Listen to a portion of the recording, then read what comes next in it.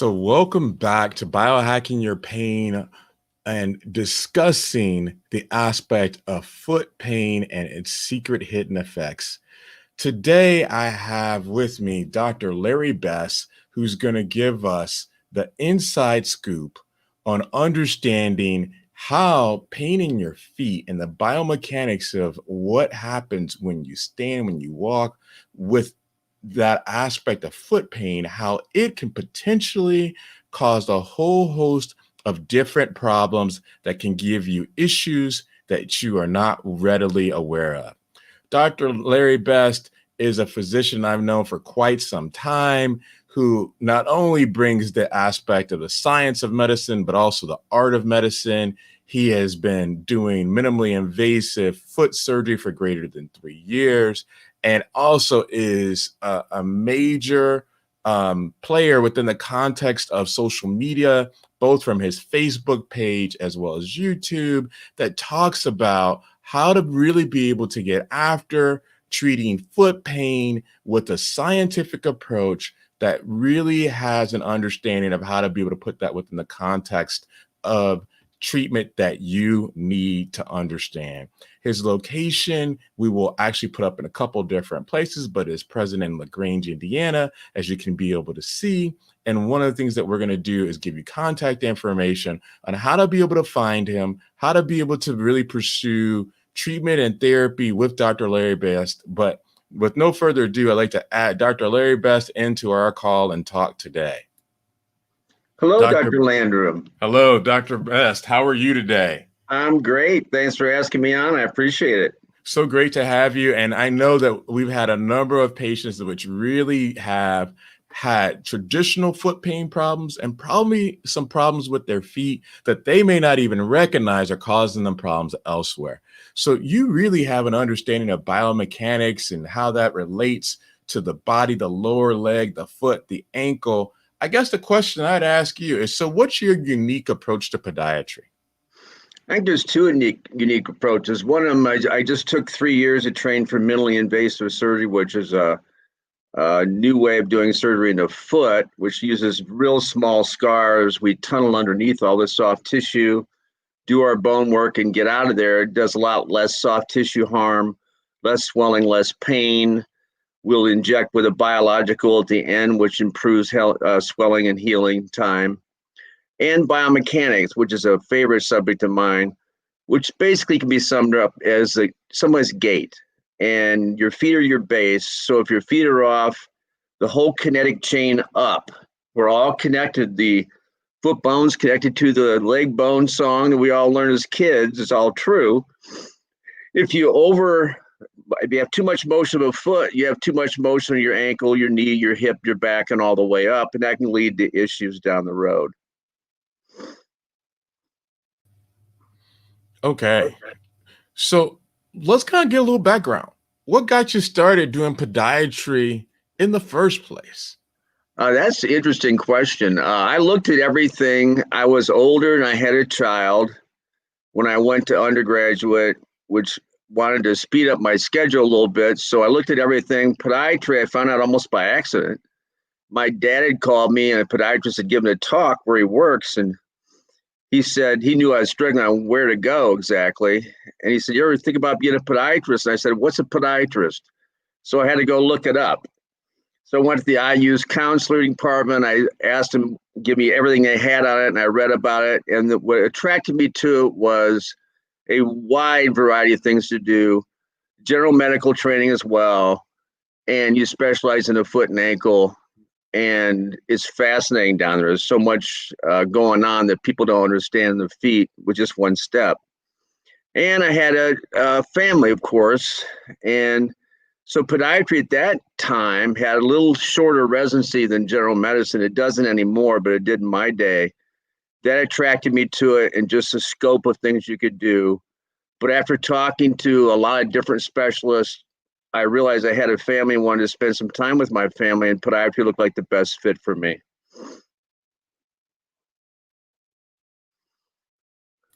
Can you talk a little bit about how podiatry and foot problems can affect patients' or person's generalized health? Oh, in so many ways. I'll give you diabetics for an example, a very high risk group. You may have corns or calluses on your feet if you're a non-diabetic or somebody who's not at risk for healing problems, and that can lead to infections and sores and ultimately your death, amputations. If you so much as amputate a toe, you got a 47% increase of dying in the next 4 or 5 years. So it can affect your general health that way. It can affect your fitness, because if you have foot pain or severe biomechanical problems or deformities, you simply aren't as active as you normally would be, and that leads to obesity, diabetes, and some other conditions. And there's not much systemically as far as systemic diseases that don't manifest themselves in the foot in some manner. So occasionally what we do is we pick up a case of diabetes early. We pick up a thyroid problem early, or we pick up a heart problem early, like congestive heart failure, the swelling in the lower limbs, and so on and so on and so on. So it can affect your general health in a lot of ways.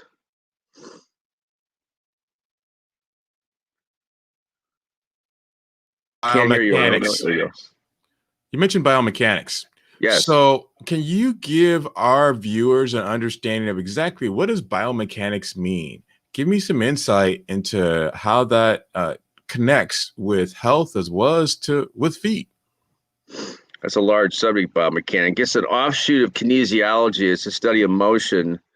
With biomechanics, we also have a very good anatomical background. So we're trying to simply figure out how the body moves through space, measure things, measure norms of joint movement, how tendons come into play in the nervous system, and of course the vascular system.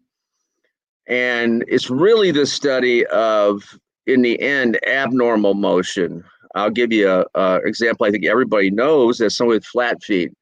That's called overpronation, and that's excessive motion of the foot that causes the arch to be flat, which has a lot of destructive features over the long term with knees. I think a lot of today's early knee replacements could have been prevented with a trip to the podiatrist and have somebody walk, and we do a biomechanical exam on you. We find out the flat foot, one foot's more flat than the other, which creates a limb length difference, which is highly destructive on the back and the hips, for example.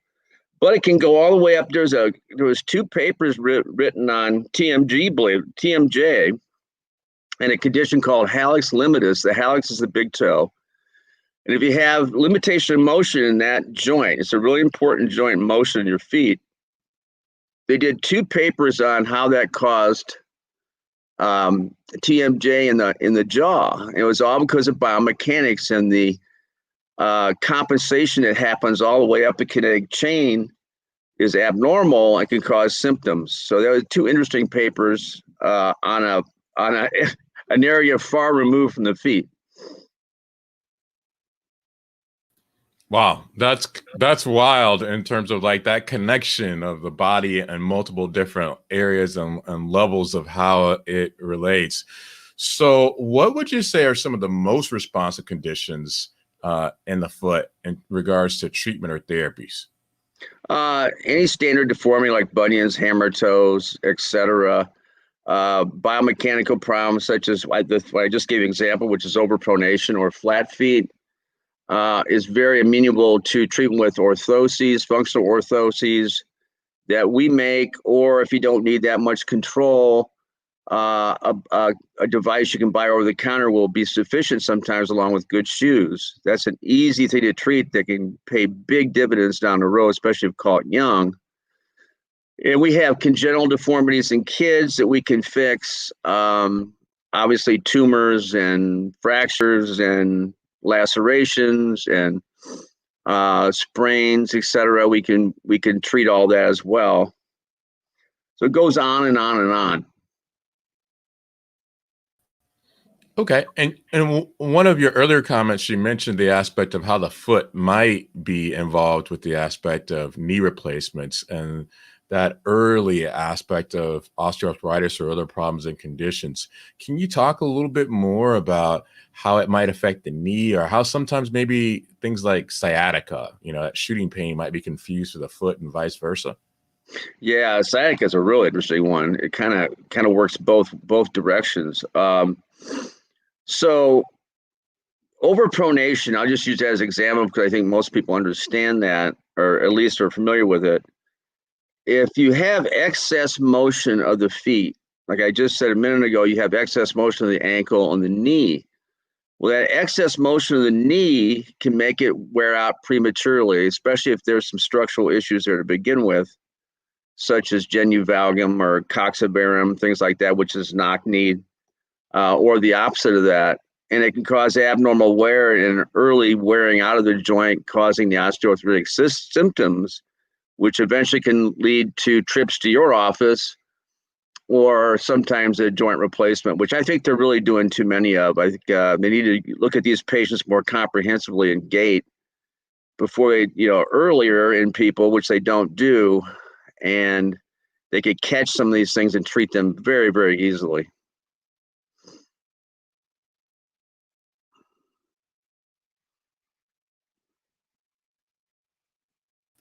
So you talked about the easy side. So we want to make sure that we have a balanced presentation to our viewers here. So let's talk a little bit about the difficult side. So what are some of the difficult things to be able to treat that you find unique and challenging, but when you can be able to leverage it with minimally invasive treatments like you offer, it actually can be able to provide, a pretty darn good outcome? Yeah, I think the more difficult thing is we treat mostly women. That's true for every physician that I know of. And they can be a real challenge in several areas. First of all, the shoes they wear are extremely deforming to the feet, and they lack support. The style of them, the style we all think is good looking, and I agree with women, a pair of high heels and a dress looks great. However, if you've ever heard of Chinese foot binding, which the Chinese did as a means of getting little girls more attractive, they bound their foot and deformed them. The high heel dress shoe is akin to that. If you wear it long enough, you will get deformities such as bunions and hammer toes and other things like Morton's neuroma. And these are painful conditions. And then on top of that, trying to get surgery done on them, on real active people nowadays, there is a certain degree of downtime, even in doing it minimally invasively, to get them to just behave themselves. I've moved bones around their feet, and then they need to stay still for a while until they heal in a new position. So that can be a real challenge. Kids sometimes can be a challenge for the same reason, something called Seaver's disease, which is pain in the back of the heel that kids get when they're growing. A lot of these are real active kids, many times in sports, and you got to get them to rest. And that's a real challenge. Occasionally I have to put them in a hard cast to get them to force rest, but that's a challenge. So feet in general, because you're walking on them, and we are trying to treat something and allow you most of the time to continue walking on them, working and doing some of your normal activities, the forces on the foot is 3 times your body weight per foot per step.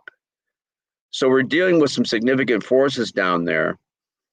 So foot surgery and foot injuries require some rest to get them to heal properly. So there's a lot of challenges. The foot's a challenging place to work, period. It's stuffed in shoes, has 26 bones all stuffed in there, many tendons and ligaments and muscles and nerves and vessels, obviously. And we're shoving it in this object and then walking on hard surfaces all day. So modern shoes lead to a lot of problems. So the force on the foot is 3 times one's body weight. Is that right? Per foot per step. Wow, that's pretty considerable. Yeah, that's with walking. So to that end, when we kind of circle back to that sciatica and those knee issues, how can sciatica be confused for the foot being a foot issue or vice versa? Well, easily. Tarsal tunnel syndrome, which I think a lot of people have heard of the equivalent in the wrist, which is carpal tunnel syndrome, is an entrapment or an inflammation of the main nerve that goes to your foot called the posterior tibial nerve. Well, if you trace that all the way back, it comes out of the lower back, somewhere in L5, L4, S1, etc. region. And that's a common place for back problems and sciatica. Well, tarsal tunnel can be confused with sciatica, and treatment initiated because it looks just the same as sciatica. And you can misdiagnose it and treat a condition that's not there, and lo and behold, it's coming from your lower back or other areas of entrapment called, like the piriformis muscle, for instance, as a sciatica comes out of the gluteus maximus. So in that way, you can confuse them either way. I've had people that manifest sciatica mostly in the posterior tibial nerve, so they have tarsal tunnel syndrome, and it is coming from the back. Or if you have a biomechanical problem in the foot and it's causing abnormal motion, especially a functional limb length difference, it can cause tilting of the pelvis, an unequal pressure on the lower back, causing symptoms that you know all about much better than I do. Well, thank you for the compliment. We're going to talk about you. We're going to talk about feet. So let me ask you a quick question. So can you tell me about a patient that touched your heart, changed your practice, and really got a result that was beyond what you thought you might have had when you started in treating them? I have several stories about that, but I'll give you one example. This was early in my career. It was this pretty little girl, very intelligent little girl, was brought in by her mother. She had 6 toes on one foot. Well, other kids had seen her 6th toe and relentlessly started making fun of her. As a result, she got very introverted. She was having problems at school. She didn't want to go to school. So her mom brought her to me, and I did a simple procedure. I amputated one of her extra toes. And this little girl drew me pictures for a year and wrote me notes how happy she was. And her mother did the same thing, how she just bloomed into her own self once that little minor deformity was gone. Okay. I'm sure that had to be not only life-changing for the patient, but also probably for the parents too, who were really, concerned about how their child was adapting and being treated and what was going on with her formative behavior going forward. Yes, they were very concerned about her. And I have others, saving limbs of diabetics and many other things over the years. They were wonderful. That's what you work for. How do you feel like some of those experiences have helped change your practice for the better? To be more sensitive to psychological needs of patients and to be more attuned to that. For you and I, or any physician, it's just another problem coming in that we're normally familiar with, and we're going through our routine. For the patient, what you got to keep in mind is it's their first time possibly ever talking about this. They may be in pain, they may be scared. They may think something is cancer, a tumor, for instance. They may have cancer previously, or family members that had cancer, so they come in terrified. To the more simple, where they just had a chronic pain problem, they're just scared to come to the doctor. So I think the psychological impact of what seems to be a simple thing can be larger than we think sometimes on their emotional health. Okay. What's a common myth about podiatry, and can you help dispel that myth? No, I got the most common myth: we're not real doctors. I wish somebody would have told me that when I started on this journey years and years ago, and went to 8 years of school and then residency and all that. Certainly, we are real doctors. We have a limited license, akin to dentists or oral surgeons, but the training is relatively the same. We have a standard medical school curriculum in school, residency programs, tremendous amount of support training along the way. We all have to get tested, as Orlando knows, tested all the time, and then we have board certification after that, so the testing never stops. Plus your patients test you every day. So life's kind of a test. So I think that's the most common myth, that we're somehow lesser of a physician. That's a hard one. That's a hard one to be able to break.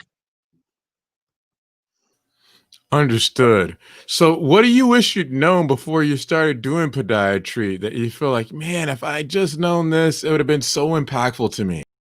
Oh boy, that's I can answer that a number of ways. I wish I had taken more anatomy as an undergraduate student, so I'd have been more familiar with that. Anatomy in podiatry school is very long. We have gross anatomy first, and we work on the body from head to waist. And then we have a second course of lower extremity anatomy, and this all includes the labs as well. That's done in PhD detail, and I found that extremely difficult. That really taxed my memory skills, I tell you. So I wish I would have taken a few courses undergraduate to get me prepared a little better. I did well, but maybe not have struggled quite so much with a couple of those courses. All right, Larry. So you're being incredibly honest, and we appreciate that, for the aspect of our viewers and being able to kind of show, your degree of vulnerabilities. Now I'm going to have you brag a little bit. So what do you think are some of the things that help make you so successful that are unique to you? I think a burning desire to be as good a physician as you could possibly be. An old corny one, which is I like helping people. I think the longer you do this, the more you appreciate that aspect of it. I've also been very fortunate to have multiple generations in my practice and to get to see family from multiple generations come in and treat their particular problems and watch what happens to them down the road is super gratifying.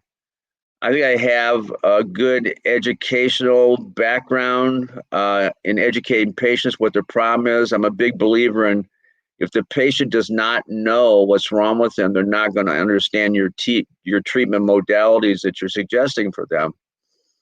In some cases, all the way up to surgery, and they just don't know.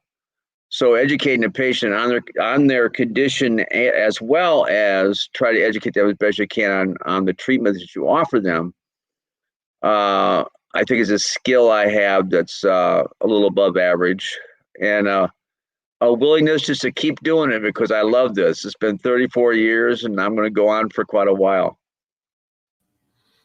Okay. So when you talk about educating patients, if they had to take something away from this live stream, what are maybe some of the top 3 things that you'd say from a podiatry standpoint are things that patients need to know in order to be able to be healthy, as well as knowing how and when they should come in and see someone like yourself?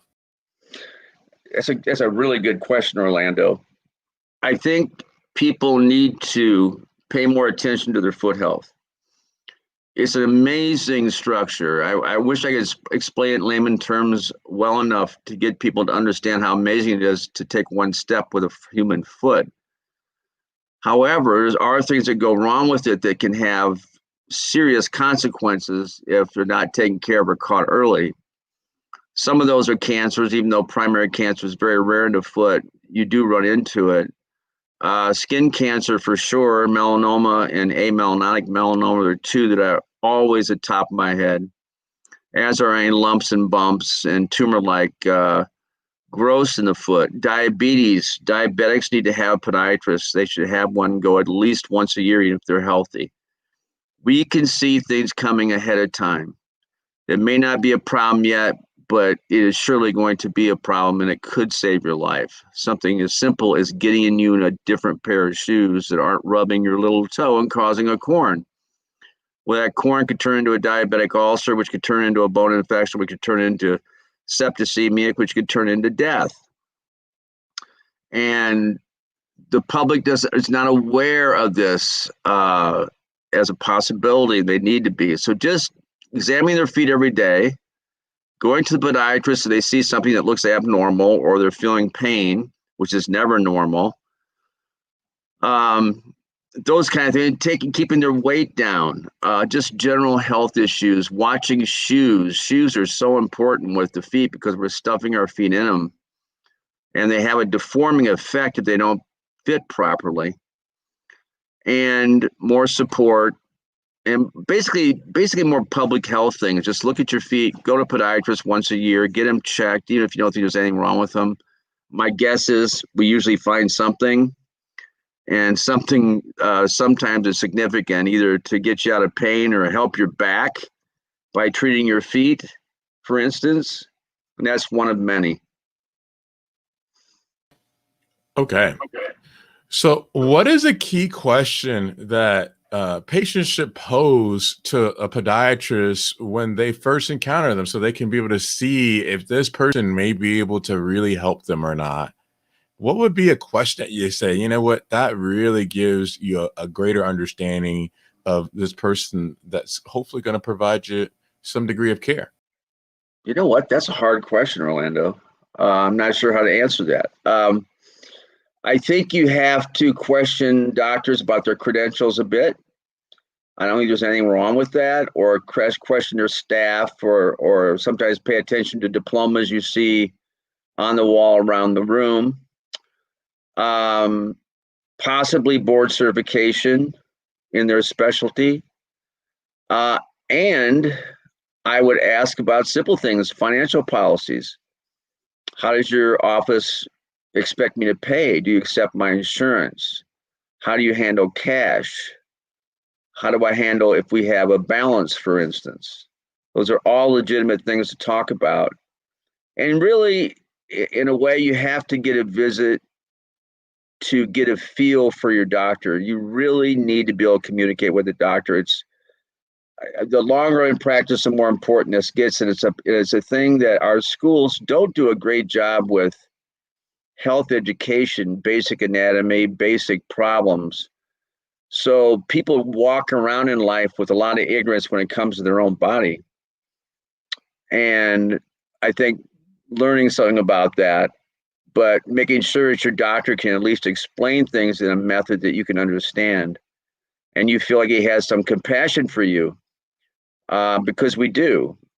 We don't like people to suffer. Most of us that are in this job are problem solvers. We like to fix things. We like to make them better. That's where we get a lot of our job satisfaction from. So particular questions you can do, financial policy, get a feel if you like the staff too, because that's important as well. You're going to see them more than you see me. And obviously credentials, don't be afraid to ask. Don't be afraid to ask for a second opinion if we're going into something like surgery or something a little bit more advanced. There's nothing wrong with that. No one should get aggravated with you if you ask for a second opinion. Those are some common things. Okay. So you mentioned surgery, and you also earlier talked a little bit about minimally invasive foot surgery. Can you comment, because we're talking about pain today and biohacking your pain, Right? how that fits, as an element of how you can be able to be helped by someone such as yourself, who can be able to have that skill set and provide patients a different alternative than traditional surgery alone. Yeah, and I'll brag on myself a little bit. Years old, and I spent 3 years of training to learn how to do this. It fascinated me. I'd been looking at it from afar and decided to go to their main conference and see what it's all about, and was enthused and took all the training. Minimally invasive surgery is the art of using real small incisions to correct what normally, and what I did for many years, is what we call open surgery, which where you have a very long incision. And if you're dealing with bone, you have to strip all the tissue away from the bone to get to it, to work on it. That is where most of the soft tissue damage is done, and that's where a lot of this swelling and pain comes from post-operatively. With minimally invasive surgery, you tunnel underneath all that soft tissue with a incision no bigger than 1 stitch will close. Get in there and doing your bone work under C-arm guidance, and C-arm is a form of X-ray, so you can see what you're doing. Do the bone work, and then you can get out of there with 1 stitch, and you've done very little soft tissue damage. It also imparts natural stability to the joints. We work on joints a lot. And all joints are surrounded with a cocoon of ligaments that allows the bones not to move too far away from each other and to stay in a certain plane so the joint works properly. You have to strip that all away when you're doing open surgery, but with minimally invasive surgery, you don't do that. You go underneath it, you poke a hole in it and do your work and get out. So the natural stability which the ligaments impart to the body are still remaining. So I rarely ever use pins, screws, or plates after surgery. I don't have to. Wow, that's pretty darn impressive. I would say most of the time we think about podiatry, particularly really invasive type treatments, it almost always involves some type of screw or plate. Yes, not anymore. Okay, all right. So you don't mind if I show kind of your setup here a little bit, just so patients can be able to see. So if we're taking a look here, what is it that we're looking at when we see this right now? Well, back in the corner, that's the C-arm. That's the X-ray I was referring to. I wheel that out during surgery. It's protected with a sterile drape, and I can see what's going on in there as I'm doing it. And it's an amazing tool that keeps me oriented, makes sure everything is working like it should during the surgery. And then there's some IV poles back there you can see in the corner. The rest of it's a standard treatment room. We have an autoclave and all the surgical instruments to do the surgery in. So that's my OR. That's where we do the surgery in the office. It's done under local anesthetic. Okay, so people don't even have to go to a hospital to have this minimally invasive type treatment. Is that right? All the things I used to take them to the hospital surgery center for, I can do in the office now. And that's an interesting time right now, particularly during, the pandemic and such, to be able to kind of limit exposure and have it done in a hospital in a setting that's small with not having a whole host of people. That's probably pretty advantageous, I would imagine many patients think. It's advantageous from a lot of cases. It's advantageous price-wise. The price is a lot cheaper. It's advantageous because we get less infections because we have control of cleaning the room. Literally, my nurse and I clean the OR afterwards, not a janitorial crew or people you don't know cleaning it. So we clean it, and we use the right chemicals, and we clean properly. That really cuts down the risk of infection along with the real small incisions and a little bit shorter healing time. I think the atmosphere is less nerve-wracking in the office than it is in a hospital or surgery center. I think psychologically it's easier on people. The local anesthesia is the safest way to do surgery. In 34 years, I've never had a problem with local anesthesia. I mean, it's theoretically possible you could inject in an artery or inject too much and get a toxic reaction, but I haven't seen that in 34 years. So it's an extremely safe way to do surgery. As you know, with your background, Orlando, when you get into general anesthetic, that's where a lot of the risk of the surgery is located. Okay, so if you could have a billboard with anything on it, at least not just dealing with what we're talking about so far, but also going forward and relating to podiatry, not vintage cars. All right, what would you have on that billboard to inform the public about what you think is something that they need to know? Boy, one thing, huh? Foot examinations can save lives. With my picture and my address and phone number on there. I don't think I've seen ever a billboard with something like that on it. So I think that would really kind of be not only a public health and provide people a heck of a whole lot of benefit, but it would definitely open some eyes to some thoughts like, I never thought about that before. Oh, people don't. It's the most neglected place of your body. It's one of the frustrations as podiatrists because people, until there's a problem with it, they don't even think about their feet. They just shove them in shoes and go about their business until there's pain or infection or something happens. And then you find out real quickly your feet can make you miserable real fast. Okay. So when we're talking about seeking podiatry type care, excluding finances, what are some of the roadblocks that patients may run into in terms of being able to acquire good care? I think the roadblock are some. I don't think there's anything unique about roadblocks for podiatry other than people not thinking to go to a podiatrist for a foot problem. Um, I think a lot of it is financial. Um, do your insurance covers it, things like that? Are you a good doctor? What have they heard about you? And that can be a double-edged sword, as you know, Orlando. Some people treat real high-risk patients and their percentage of outcome is not great. Well, there's a good reason for that. They have a high-risk patient group. So it's not always fair. Word of mouth can go two ways. If you run into a patient that doesn't like you, they tell everybody. If you got one that, 10 that love you, they might tell one person a piece. But I think just going to a doctor roadblock for various reasons. For men, because we neglect ourselves, we're scared to have something wrong with us. Somebody tell us that or tell us what to do. Women are obviously a lot better, but it goes back to ignorance of foot problems again and how they can affect you. Okay. So, kind of stepping back for just one quick second, we're going to give a little plug to our channel. And then we're going to come back and ask you a few questions about where can patients learn a little bit more information and how can they be able to do some of their own self-evaluation. So give us 1 second. We're going to be right back in a minute.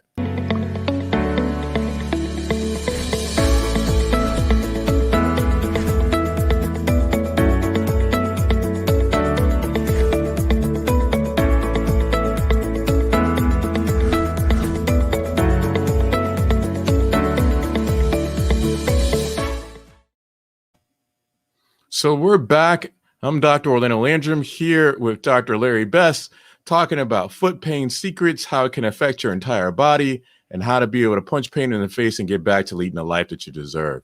So, Dr. Best, can you tell us a little bit about, again, where can people find you both in person as well as virtually, and how can they be able to connect to learn a little bit more about how you can be able to help them? Well, on the internet, I have a website. Also have a YouTube channel. You're welcome to visit both those. I've filmed some different aspects of what I do and some videos. That's a good resource.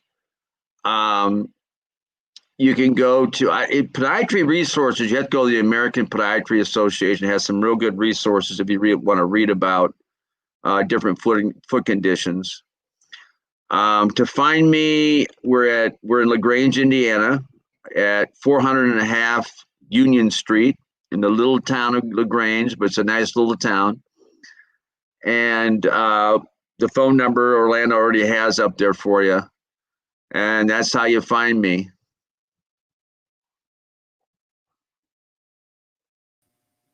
Okay. Well, thank you so much for giving us that insight about what patients can do to be able to kind of figure some things out, how to be able to connect with you. So, as we kind of start wrapping up a portion of this, is there anything I should have asked you but didn't?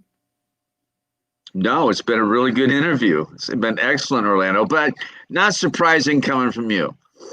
You're too kind, but I do have a question I have in my back pocket that I'm definitely going to give out to you. So, so let's say that we can have this discussion 3 years from today, and we're looking back at what has happened. What needs to have happened, both personally and professionally, for you to feel like there's been major progress from your stance? Well, a number of areas. One thing I'd like to see is fewer amputations in the United States when it comes to diabetes and diabetes-related problems. The same goes for people with peripheral arterial disease. I'd like to see the amputation rate go down. I think we can do a better job of doing that with the advent of modern wound care products and biologicals.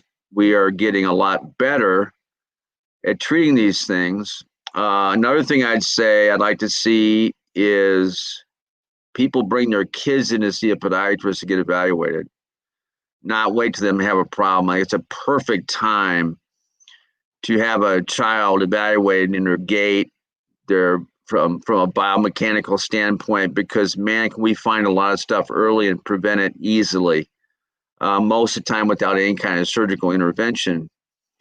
And I'd love to see that. I'd like to see pediatricians refer more. Some do, some don't. I think that's a mistake.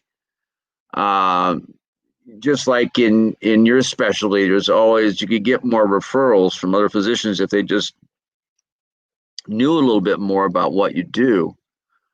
But I would say examining your feet, making sure you wear good shoes. Shoes is the number one cause of visits to my office, believe it or not. So if I can get people to wear shoes, and the people I'm talking about are women primarily, get them out of fashionable shoes as much as humanly possible, they'd be better off for it. Okay. Thank you, Dr. Best.